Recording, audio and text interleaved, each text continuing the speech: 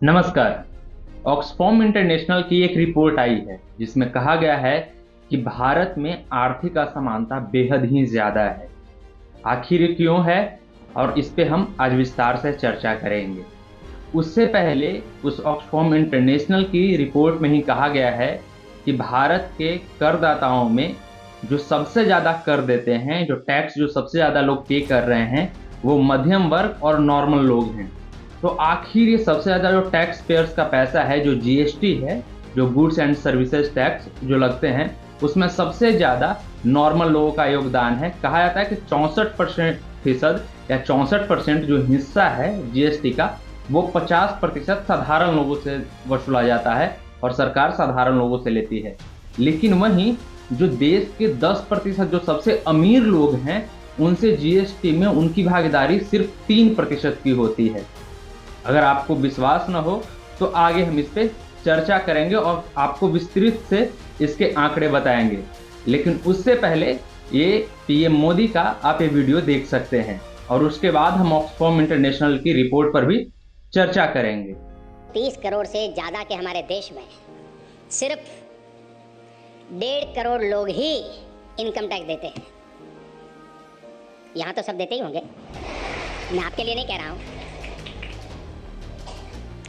इसमें से भी प्रति वर्ष, ये आंकड़े सुनिए आपको चौंक जाएंगे, प्रति वर्ष 50 लाख रुपए से ज्यादा आय घोषित करने वालों की संख्या सिर्फ 3 लाख है।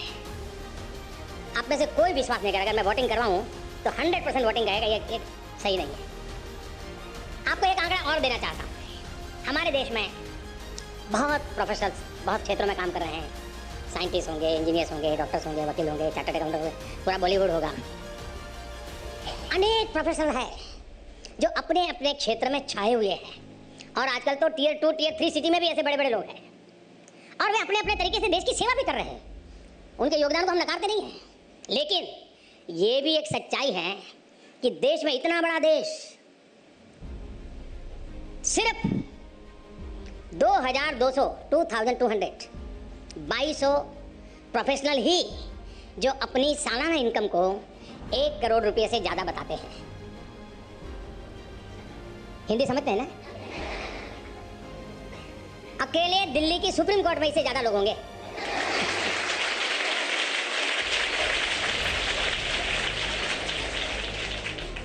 लेकिन ये स्थिति है पूरे देश में सिर्फ 2200 लोग। अब ये कैसे गले उतरेगा भाई? इतनी गाड़ियां आ रही है, खरीदी जा रही है, विदेशों में इतना घूमना घामना हो रहा है, बच्चे विदेशों में पढ़ रहे हैं, लेकिन 2200 लोग। साथियों, जब हम देखते हैं कि लोग घूमने जा रहे हैं, अपनी पसंद की गाड़ियां खरीद रहे हैं, तो खुशी होती है, चलो भाई कुछ अच्छा हो रहा है। लेकिन जब टैक्स भरने वालों की संख्या देखते हैं तो चिंता भी होती है। ये कॉन्ट्रास्ट भी हमारे देश की एक सच्चाई है। जब बहुत सारे लोग टैक्स नहीं देते तो टैक्स नहीं देने के तरीके खोज लेते हैं और इसका भार उन लोगों को पड़ता है जो ईमानदारी से टैक्स चुकाते हैं। ऑक्सफैम इंटरनेशनल की एक रिपोर्ट आई है जिसमें कहा गया है कि भारत में आर्थिक असमानता बेहद ही ज्यादा है। कारण क्या है कि अमीर प्रतिदिन और अमीर होते जा रहे हैं, गरीब प्रतिदिन और गरीब होते जा रहे हैं। अगर आपको इस बात में विश्वास न हो तो क्यों जिस देश में मनरेगा अर्थात महात्मा गांधी राष्ट्रीय ग्रामीण रोजगार अधिनियम लाई जाती है, उस देश का एक तबका प्रतिदिन 3600 करोड़ रुपए से ज्यादा कमाता है।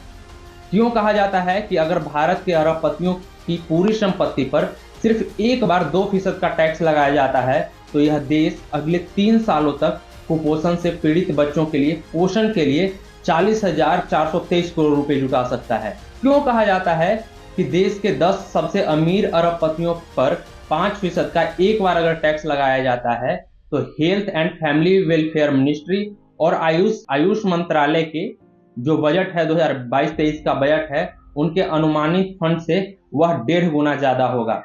क्यों कहा जाता है कि भारत में 1% अमीरों के पास 40% संपत्ति है? ऐसा क्यों है कि जब जीएसटी की बात आती है तो 64% जीएसटी का हिस्सा 50% की एक बड़ी आबादी पे करती है, वहीं देश के सबसे अमीर 10% लोगों से सिर्फ जीएसटी का 3% हिस्सा आता है। सबसे पहले ऑक्सफैम इंटरनेशनल क्या है जो यह रिपोर्ट प्रकाशित करती है, उस पर हम बात कर लेते हैं। ऑक्सफैम इंटरनेशनल एक गैर सरकारी संगठनों का एक समूह है जिसका गठन वर्ष 1995 में हुआ था। ऑक्सफैम नाम ब्रिटेन में वर्ष 1942 में स्थापित अकाल राहत के लिए ऑक्सफोर्ड सहायता समिति अर्थात Oxford committee for famine relief से लिया गया है। यह समूह ने दूसरे विश्व युद्ध के दौरान ग्रीस में भूख से पीड़ित महिलाओं और बच्चों के लिए भोजन आपूर्ति के लिए एक अभियान चलाया था, जिसका उद्देश्य वैश्विक गरीबी और अन्याय को कम करने के लिए कार्य क्षमता को बढ़ाना था। ऑक्सफैम का अंतर्राष्ट्रीय सचिवालय नैरोबी अर्थात केन्या में स्थित है। देश में असमानता की खाई कितनी बढ़ गई है, इस मामले को ऑक्सफैम इंटरनेशनल की एक रिपोर्ट में बहुत आसानी से खुलासा और बहुत बड़ा खुलासा किया गया है। ऑक्सफैम ने जारी की गई अपनी रिपोर्ट में कहा है कि भारत में 1% अमीरों के पास देश की 40% संपत्ति है, वहीं आबादी के सबसे गरीब तबके के पास सिर्फ 3% की संपत्ति है। इकोनॉमिक फोरम की सालाना बैठक के पहले दिन राइट्स ग्रुप ऑक्सफैम इंटरनेशनल ने अपनी वार्षिक असमानता रिपोर्ट जारी की। इस रिपोर्ट का title survival of the richest दिया गया। देश में अमीरों की तादाद लगातार बढ़ती जा रही है और दिन प्रतिदिन इसमें और इजाफा ही हो रहा है। भारत कुल 166 अरबपतियों का घर है। ऑक्सफैम इंडिया की रिपोर्ट में जो खुलासे किए गए हैं उसे सुनकर आप हैरान रह जाएंगे। दरअसल इसमें सामने आया है कि देश के महज 21 अरबपतियों के पास इतनी दौलत है जो देश के 70 करोड़ लोगों से ज्यादा है। रिपोर्ट की माने तो कोरोना के बाद बीते साल तक टॉप अरबपतियों ने हर रोज 3000 करोड़ रुपए से ज्यादा की संपत्ति बनाई है। आंकड़ों को देखें तो इस अवधि में 21 अरबपतियों ने हर रोज 3600 करोड़ रुपए से ज्यादा की कमाई की है। ऑक्सफैम ने अपनी रिपोर्ट में यह भी कहा कि जब से कोरोना महामारी शुरू हुई तब से नवंबर 2022 तक भारत में अरबपतियों की संपत्ति में वास्तविक रूप से 121% यानी 3608 करोड़ रुपए की हिसाब से रोजाना वृद्धि हुई है।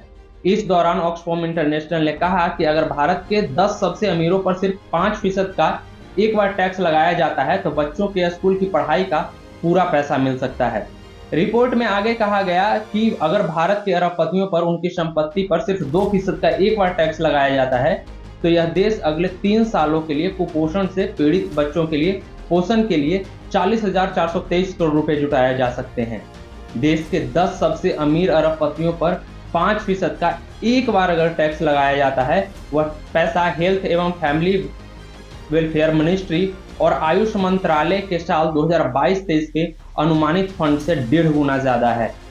ऑक्सफैम ने कहा कि रिपोर्ट भारत में असमानता के प्रभाव को पता लगाने के लिए गुणात्मक और मात्रात्मक अर्थात क्वालिटेटिव और क्वांटिटेटिव जानकारी का मिश्रण है। इसके साथ ही रिपोर्ट में इस बात का भी जिक्र किया गया कि केंद्र सरकार अमीरों की तुलना में गरीबों और मिडिल क्लास के लोगों से ज्यादा टैक्स ले रही है और ज्यादा टैक्स वसूल रही है।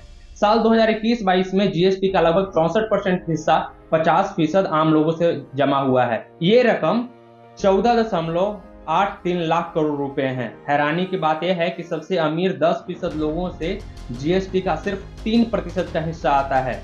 रिपोर्ट में कहा गया कि भारत में लैंगिक असमानता अर्थात जेंडर इनइक्वालिटी भी अभी भी कायम है। भारत में जहां पुरुष मजदूरों को मान लेते हैं कि प्रतिदिन अगर 1 रुपए मिलते हैं तो इस मुकाबले महिला श्रमिकों को सिर्फ 63 पैसे मिलते हैं। अनुसूचित जातियों और ग्रामीण श्रमिकों में यह अंतर और भी ज्यादा है। तो ऑक्सफैम इंटरनेशनल की यह रिपोर्ट हाल ही में प्रकाशित की गई है और उसने भारत को लेकर इतनी सारी जानकारियां, यहाँ के आर्थिक असमानता को लेकर जो एक बड़ा भेदभाव है उस पर ये रिपोर्ट अपनी जारी की है। अगर आपको हमारा वीडियो पसंद आया तो हमारे चैनल को सब्सक्राइब करें और वीडियो को लाइक करें। शुक्रिया।